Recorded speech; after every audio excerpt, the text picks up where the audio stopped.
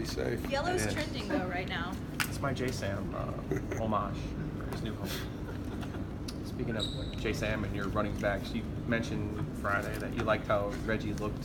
Yeah. Tell us a little bit about his progress from the spring and where you feel like he's at. Well, he's had another great practice, so I think this is the, I don't know, best place he's been physically and mentally. Having a child a couple years ago and all the things that can put on a player's life, and then dealing with multiple injuries, and I just think he's in a good place, and he's in good shape, and he understands what's at stake. Stakes are higher when you have a child, obviously, so I'm really excited about what he's done 4 days, but he's just a senior that's, I'm hoping I'm saying, is playing like a senior when we get to game day, and that's what it looks like so far. Do you see him in kind of Matt's role and then Naheem's last year, whereas he's your number one guy, or is it more like the year where you had Shad and Matt, and you split it up and you had some? It's too early to say. I mean, he's definitely our starting running back. Now, how much everyone else factors in will be a matter of what they prove here as we move on in camp, but it's too early to say. We need to scrimmage and tackle and see if guys can hang onto the football and contact and protect our quarterback. I mean, we're a long ways away, and they're all young guys that we're talking about, so they need time to develop and get reps. Because they're young and Reggie knows the pass protections, how much of an asset is Reggie in that area? Oh, yeah. I mean, he's been big on third down for us. I mean, last year he was incredible on third down and blitz pickup, so that's nice to have. I know it's for Ryan, it's like having another starting offensive lineman back there for him at times, because he just trusts him so much, with who he's going to block and pick up and the way he does it. Is it difficult for younger players to learn blitz pickup? It can be. I think it's about their football aptitude and what they were taught in high school. If you're coming out of a wing T offense where you never did that, it's probably going to be challenging. But if you were in a spread offense in high school where you learned things like that, then a little easier to apply. Ricky had the hands of a receiver in high school when he was healthy, in terms of his hands and wrists and thumbs. When he's healthy like that, how much of a dimension can he bring to the passing game? Well, both him and Trent Penix are like that, and that's kind of what we look for when we recruit. We want guys that can catch it out of the backfield and be moved around into the slot and things like that. So both those guys have the ability to catch the ball and play in space. You've learned the hard way that you can never have too many running backs. You only have one guy who has any college carries. How do you feel about that position and your depth at that position going into the season? Well, it's not where you would want it to be. Obviously, Naheem leaving early and Aaron Collins leaving the program. There's some holes there that weren't, when you set up your recruiting board, how you saw it playing out. But at the same time, we all know there's freshmen and redshirt freshmen in college football that make a great name for themselves when they get an opportunity. So they just need time.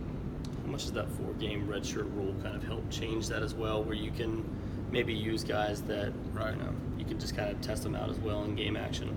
Well, I don't look at it as an experimental time for a kid. I think if a guy's ready, we're going to play him, and that's based on the needs at that position. Having guys available in the middle of the season and the end of the season is valuable too.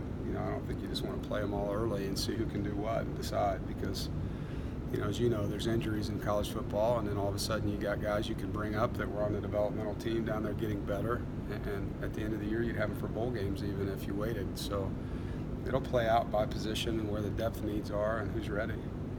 Nick McLeod is the cornerback who returns with the most experience. What have you seen from him, and what do you expect to see from him this season? Well, the first thing you like about Nick is just the way he processes the game and how important it is, how he goes about his business, and his preparation, his work ethic. There's things in his game he's working hard on right now, and he's getting to go against great wideouts every day. So you can't replace experience, and I think that's the one thing for him. He's got some valuable game reps.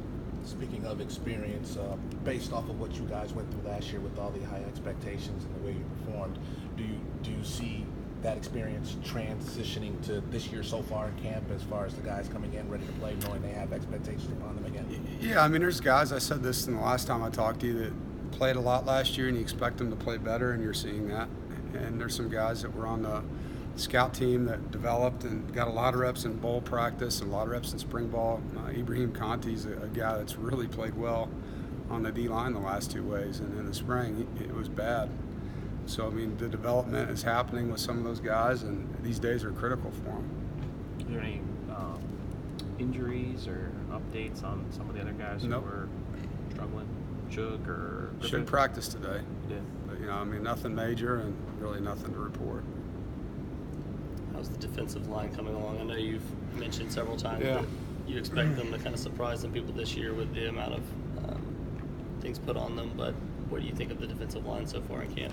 I like their mindset. I think they got a chip on their shoulder. I think all the talk that everyone does, which is normal when you lose 4 guys, inspires them to prove people wrong, and I think that's a good thing. And we got a lot of work to do in the next 21 practices, but you see guys really buying into it, and their chemistry is good. How much have you seen that unit specifically develop just in the last 4 days since starting camp? There's some guys that have really jumped out to me. I think James Smith-Williams and Roseboro have really jumped out. In what way? Just the play after play consistency. For a guy that wasn't playing play after play, they were rotating, and that's kind of the biggest difference, obviously. And the inside group is just right now getting rolled in there, and we're trying to find out who wants that job. Between Darius Bryant and Shook Frazier and Val Martin and Aleem McNeil, it's just a bunch of guys getting reps in there. How much does it motivate a guy like Roseboro when he sees all of his defensive line teammates from last year go to the NFL to kind of be like, why can't I do that? Why can't I be in that spot?